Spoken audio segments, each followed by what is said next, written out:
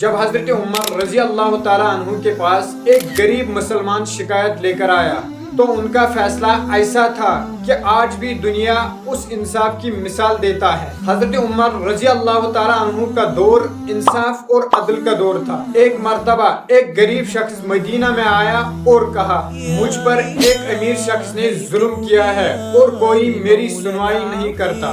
حضرت عمر رضی اللہ تعالیٰ عنہ نے اس شخص کو فوراً بلوایا اور جب اس نے اپنا دکھ سنایا تو حضرت عمر رضی اللہ تعالیٰ عنہ نے فرمایا، اسلام میں سب برابر ہے، چاہے وہ امیر ہو یا غریب ہو، اگر تم نے ظلم کیا ہے تو سزا ملے گی۔ امیر شخص نے افسوس کا اظہار کیا اور حضرت عمر رضی اللہ تعالیٰ عنہ نے اس سے معذرت کروائی اور پورا نقصان بھروایا۔ یہ تھا انصاف کا اصل روح، جہاں حکمران اپنے قریبی لوگوں کی بھی خلاف انصاف کرے۔ آج ہمیں بھی چاہیے کہ ہر جگہ سچائی، ایمانداری اور انصاف کا دامن تھامے۔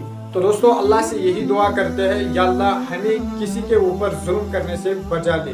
تو اگر آپ کو ویڈیو پسند آئے تو ویڈیو کو لائک کریے اور چینل کو سبسکرائب کریے۔